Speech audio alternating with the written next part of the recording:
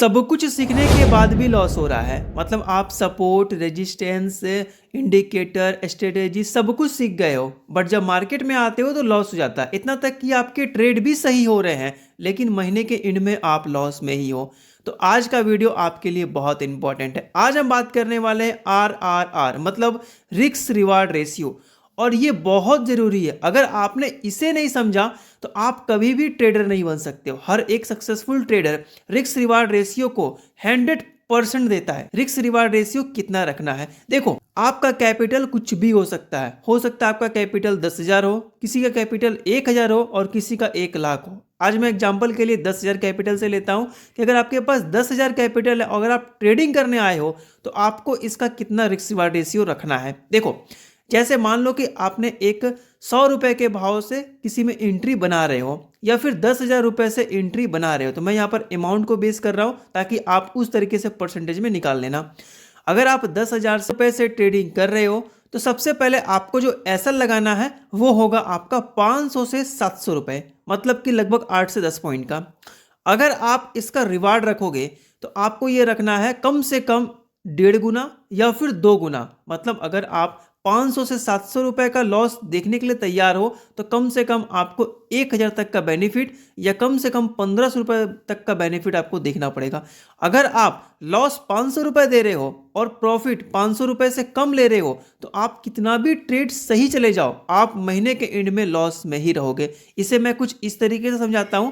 जैसे मान लो कि आपने 5 ट्रेड लिया, 5 ट्रेड में आपका 3 ट्रेड सही हुआ, 2 ट्रेड गलत हुआ। अब देखो, आपका तो रिस्क रिवार्ड रेशियो सही है नहीं। जैसे ही आपको 200-300 रुपए दिखता है या फिर 10-20 हज़ार रुपए दिखता है, आप तुरंत ट्रेड को कट कर देते हो और 2-3 ट्रेड उस तरीके से आपका सही होता है। बट मैं आपको बता दूं, कितना भी बड़ा ट्रेडर क्यों ना हो, वो कभी भी सारे ट्रेड सही नहीं कर सकता। उसके कुछ ट्रेड गलत होंगे ही। उसमें हम लोग भी आते हैं, आप भी आते हो, एंड आपका और मेरा सबका गलत होता है ट्रेड। तो जैसे मान लीजिए कि हम जो ट्रेड लिए हैं वो ट्रेड में 3 ट्रेड हमारा सही हुआ और 2 ट्रेड हमारा गलत हो गया है। तो 3 ट्रेड सही में अगर मैं 200-300 प्रॉफिट बुक करता हूं तो लगभग 1,000 रुपए होते हैं।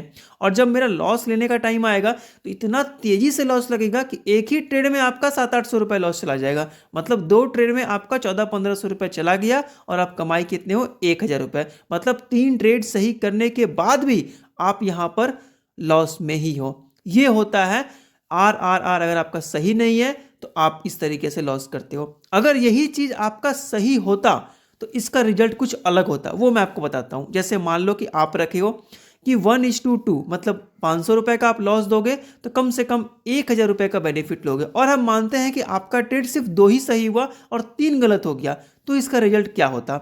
जैसे आपने मान लो 2 ट्रेड में सही किया तो आप 2,000 रुपए कमाए, और अगर मान लो आपने 3 ट्रेड में लॉस किया तो आप 5×3 1,500 रुपए यहां पर लॉस किए हो। फिर भी आप देखोगे तो 500 रुपए के आप बेनिफिट में हो। मतलब अगर आप RRR को फॉलो कर रहे हो तो आपका ट्रेड सही हो रहा है, अगर कम भी सही हो रहा है फिर भी आप यहां पे अर्न कर पा रहे हो। लेकिन अगर आपका RRR सही नहीं है और ट्रेड ज्यादा भी सही हो रहा है, फिर भी यहां पर आप लॉस कर रहे हो।